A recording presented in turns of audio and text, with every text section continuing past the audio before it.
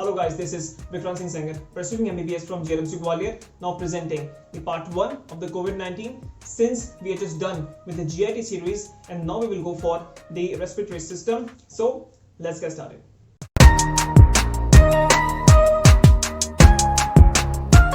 So guys, I have posted my notes on my Instagram account, that is the Integrated MEDICOZ. Do check it out. But now we will go for part 1 of the COVID-19 here. And first we will go for the clinical lung anatomy and subsequently the morphology of the coronavirus, and then we will go for the epidemiology of the COVID-19 here. Right, and then we will discuss the replication of the coronavirus and subsequently the immune response and the corresponding pathogenesis. Right, and then we will discuss the clinical features with respect to the grading. Right, and then we will go for the timeline of presentation and the complications of the COVID-19 here. Right, so this is part 1, and now we will discuss the clinical lung anatomy here. So now we will discuss the clinical lung anatomy. Right, and this is right lung and this is going to be our left lung, and right is having the superior, middle and inferior lobes, and left one is having superior and the inferior lobe is there. Right, and then we're just having the primary bronchi, secondary bronchi and tertiary bronchi, and we all know that. And subsequently we will discuss the lung segments, and both the lungs are just having 10 segments each. Right, and first we will go for lung segments of right lung. Right, so first thing is the upper lobe of that upper lobe, and upper lobe is having 3 lung segments. So this is the first segment, that is the apical segment. Right, and this is the anterior segment, and this is going to be our posterior segment, right, of the right upper lobe. And then in the case of middle lobe, we're just having the medial segment and the lateral segment, right, of the right lung. And in the case of the lower lobe of the right lung, we're just having 5 segments. Right, first is the superior segment, and this is the anterior basal segment, right, and this is the posterior basal segment, right, and this is our the lateral segments. Right, and corresponding to the lateral segment, in the case of medial side, we're just having the medial segment here. And now we will discuss the lung segments of the left lung. Right, so we're just having the 5 segments in the upper lobe. So this is the apical segment, right, and this is our anterior segment, that is posterior segment, and this is the lingular segment, which is superior one, and this is the inferior lingular segment here. Right, so this is what the 5 segments in the upper lobe, and in the case of lower lobe, we're just having the 5 segments as well. Right, so this is what the superior segment or apical segment of the lower lobe of left lung, and this is the anterior segment. Right, and this is gonna be our posterior segment, and this is the lateral segment, and corresponding to this lateral segment in the medial side, we're just having the medial segment. Right, so this is what lung segments. And now we will discuss the airways. So this is what the bronchiole, that is terminal bronchiole, right, and this is our respiratory bronchiole, right, and this is our alveolar duct, right, and this is getting opened into the atria or alveolar sac. This whole structure is the alveolar sac here. Right, and this is what the single unit of alveoli, and this is alveoli. This whole structure is the alveoli here. Right, so this is it with respect to the airways. And now we will switch to the next thing, that is the histology of the alveoli. And now we will discuss the histology of the alveoli. Right, so this is the whole of the alveoli, right, and this is structure, and that is our macrophage. Right, and this whole structure, these whole cells, these are type 1 pneumocytes, right, which are involved in the gases exchange here. Right, and this is our type 2 alveolar cells or type 2 pneumocytes, which are responsible for the production of the surfactant here. And this is what the capillary, right, and these all are capillary between the 2 alveoli, and these are responsible for the gases exchange with the respiratory membrane here. Right, so this is going to be our respiratory membrane here, and through which there is the exchange of the gases. And now we will discuss the histology proper. Right, and this is our the bronchiole, and these are the alveolar ducts, and this is opening into the alveolar sac here, and this is also an alveolar sac. Right, and these tiny structures, these all are the alveoli. Right, so these are what the histology of the alveoli. So guys, we are just done with respect to the histology, and now we will summarize all these things. And first we have discussed the gross lung fields. Right, so this is what the gross picture of the lungs, and subsequently we have discussed the lung segments. the right lung segments, the 10 segments here, and the left lung segments, which are also 10 in number. And then we have discussed the airways there, right? And subsequently we have discussed the histology of the alveoli there. So we have discussed the anatomy, and now we will go for the disease proper, that is COVID-19 here. And first we will go for the hierarchical classification of the coronavirus. So the order is the nidovirales, right? And the family is Coronaviridae, and the subfamily is Coronavirini, and the genus is the beta coronavirus, and the reme is Riboviria. So this is what the thing to remember. And now we will go for the morphology of the coronavirus here, and the shape is the spherical, right? And spherical in shape, and which is the enveloped virus, right? And diameter is 100 to 150 nanometer, right? And the genome, right? And that is single stranded positive sense RNA. And we have different mutants of the coronavirus, such as the Omicron, right? And Delta variant, and Alpha, Beta, Gamma, right? And Theta, Iota, Sigma, different n number of variants are there, right? And the most important is the Delta and the Omicron one. Now this virus is called as the coronavirus because the surface projections which are coming in the form of spike protein, and this is looking like the solar flares which are coming from the surface of the sun. So first protein is the spike protein, and subsequently we're just having the M protein, and then the E protein and the nucleocapsid protein here, right? And this N protein is able to form the nucleocapsid, and that is forming the helical symmetry here, right? And that is containing the single stranded positive sense RNA, right? So we're just having the envelope here. So this is the layer of envelope here. So first we will go for the epidemiology of the COVID-19, and first thing is the transmission cycle of that, right? And this is the bat that is behaving as the reservoir. So this is working like the reservoir, right? And this is transmitting the virus to the pangolin, and that is working as the secondary host, and this pangolin is transferring this virus to the men, and that is basically the tertiary or incidental host here. And once men is infected, that is able to transmit the infection to the whole group of population here, right? So secondary infection is occurring here, right? And now we will discuss the modes of transmission here, right? So first is the droplet mode, and then the aerosol mode. So what is the droplet transmission, right? If the patient is sneezing, then heavy molecules, right, the size of basically 5 to 10 microns are just ejected out, and that is able to cause the infection to the person standing nearby. So what is the aerosol transmission, right? And once the person is sneezing, right, small molecules which are coming out, right, size of less than 5 micron, these molecules are suspended in the air, and these are able to cause the infection to the distant persons, right? So these can cause infection to the distant persons, right? So that is called as the aerosol transmission, right? And this is the dangerous mode, right, since the particles are suspended at the air, right? And these are what, two modes. And third one is the contact transmission, the direct contact with the infected person, right? And fourth one is spread via stool, plasma, and the serum, right?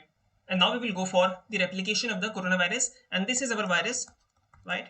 And this is our ACE2 containing cell, right? So this is our cell, right? And this is our virus particle, and this is the S protein, right? And that is having two segments, S2 and the S1 segment, right? And this is our ACE2 receptor, right? And this molecule is TMPRSS2, right? That is basically transmembrane serine protease enzyme, right? And that is able to, and once this S1 molecule of the spike protein, once it is attached with the ACE2 receptor, and this molecule, that is TMPRSS2, that breaks the bond between the S1 and the S2 subunit of the spike protein, and once there is the conformational changes occurring at the S2 subunit, that is able to fuse with the ACE2 receptor containing cell, right? It can be your cells of URT, it can be the cells of the type 2 pneumocytes, right? And that is mediating the viral entry here, right? And once the virus is entered into the cell, and now we will discuss the replication of the whole of the virus here, right? So this is what the cell, and this is what the whole virus which is coming, right? And uncoating is there, and once the genome of the virus, that is the RNA, the single stranded positive sense RNA, once it is released, that is causing the translation transcription here, right? And we're just having two segments, and this RNA is having two regions. This is the open reading frame, and another one is the cluster genes, which are responsible for the formation of the structural proteins here. And the open reading frame is forming the non-structural proteins here, and that is causing the translation, right, resulting into the polyproteins, right, and that is forming further by the cleavage activity, resulting in the formation of RNA dependent RNA polymerase, right? And this segment having the structural genes are just causing the transcription, resulting into the negative sense RNA, the subgenomic RNA, right? And since it is negative sense, that's why this RNA dependent RNA polymerase is needed for the formation of the positive sense subgenomic RNA, right? So this is formed, right? And since this is this area that is having these structural genes, right, and once these structural genes are just causing translation, resulting into the formation of different proteins of the virus, such as the S protein, M protein, E protein, and the N protein, that is forming the nucleocapsid here. And once these proteins are being formed, and these proteins along with the RNA, and these entered into the endoplasmic reticulum and the Golgi body complex, and resulting into the formation of the virus particles, right? These are basically the mature virus particles here, and these are released, and these are able to cause the infection to the different cells here.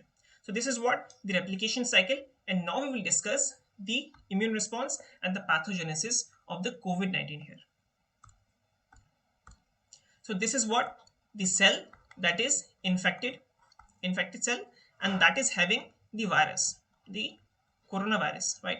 And this is the MHC class 1 molecule, and that is having the virus protein, and that is sensed as a foreign molecule by the APC, antigen presenting cell. And once APC is finding anything that is foreign particle, and that is causing, and that is eliciting the immune response. How? That is causing the primary interaction with the T cells. These are T helper cells, right? And that is having the process antigen at the MHC class 2 molecules, and that is binding with the T cell receptor and the CD4 molecules present over T helper cell, leading to the primary interaction. And once the T helper cell is activated, this will activate CD8 cells, right, and neutrophils, right, and the plasma cells, and that is resulting into the formation of antibody formation, right, and that is causing neutrophilic infiltration, and this is causing the cytotoxicity. So this is what the basic immune response, and I have explained the whole of the immune response at the IBD part 1 section. You can refer to that for the great details, but now this is what the basic immune response. So this is causing the neutrophilic infiltration, different destructive enzymes are released, right, and cytokines are released, and that's why the tissue injury is there, and resulting into the release of tissue factor, and tissue factor is activating the coagulation and resulting into the clotting here. Since there is the injury that is occurring at the lung parenchyma, that is causing the destruction of type 1 pneumocytes, type 2 pneumocytes, that is causing decrease in surfactant production, and that is causing the collapse of the alveoli and the destruction of the alveoli. That's why the gases exchange is hampered, resulting into the hypoxia, right? Since there is clotting, that is causing ventilation perfusion mismatch, right? And there is a clotting as well, that is also causing the MI and risk of getting stroke.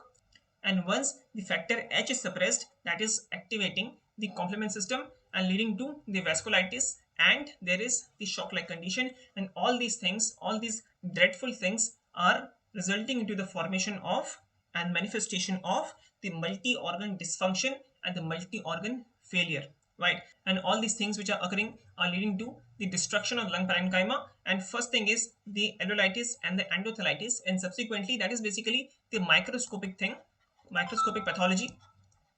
Subsequently the pneumonia, that is the macroscopic pathology, and then the ARDS, that is acute respiratory distress syndrome, that is gross pathology, right? And the histopathology is showing the diffuse alveolar damage, and that will be discussed by us subsequently. And now we will discuss the clinical features with respect to the grading, and we have 3 grades. stage 1, stage 2, stage 3. And in the case of mild disease, the lung involvement is not present, right? That's why no dyspnea is there, right? So what are the features? The headache is there, anosmia. There's the loss of smell sensation, loss of taste sensation, nausea, vomiting, diarrhea, dry cough. That's most important, right? And the fever as well, right? And that is causing the anorexia as well, right? So this is what the first stage, the mild illness at which the no dyspnea is present. That means lung is not involved. Now we will discuss the stage 2, right? That is having the involvement of lungs. Lungs are involved here in the form of pneumonia,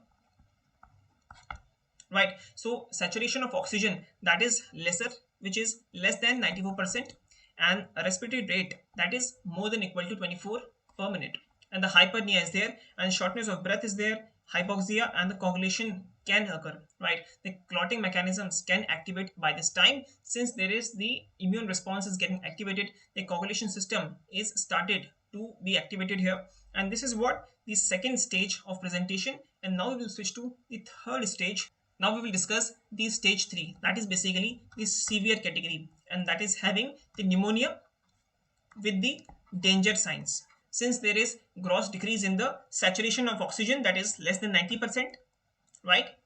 And a respiratory rate that is more than equal to 30 per minute, right? So this is what the criteria for the stage 2, that is severe illness, and the features including the ARDS and the systemic inflammatory response syndrome and the congestive heart failure, and subsequently there is the involvement of the coagulation system, right? There is massive activation of coagulation cascade resulting into the bleeding manifestations and the clotting manifestations, right? So the stroke and MI is more common here, right? These are what the features.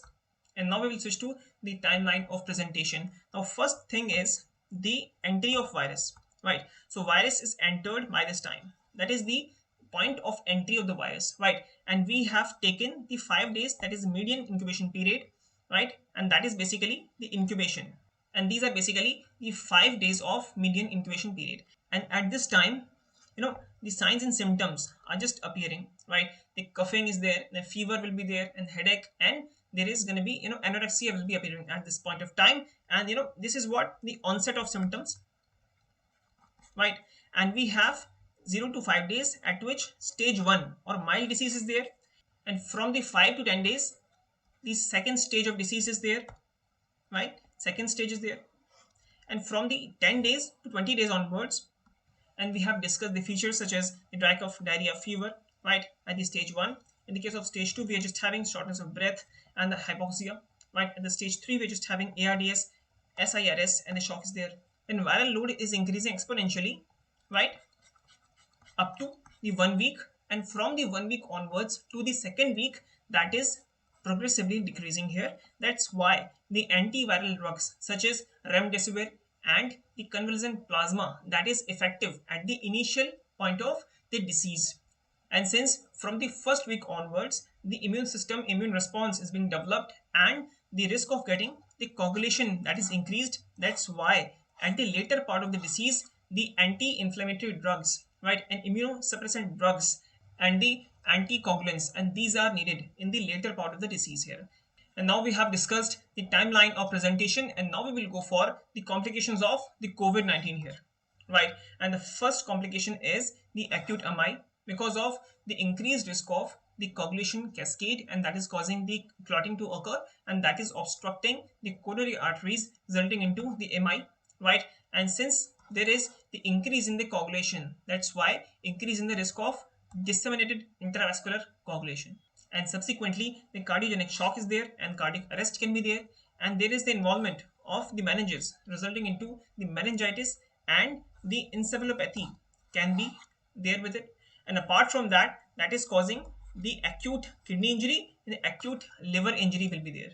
And subsequently we just having acute respiratory distress syndrome at which diffuse alveolar damage, that is basically the histological feature of ARDS.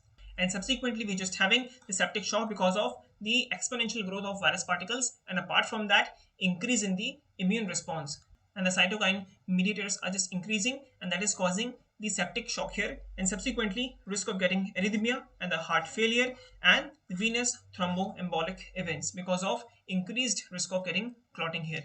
So this is what the part 1 of the COVID-19, and thank you for watching.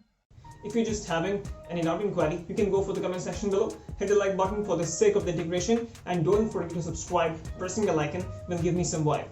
So guys, we will meet at the another section of disease, that is the part 2 of the COVID-19. So till then, keep integrating. Thank you.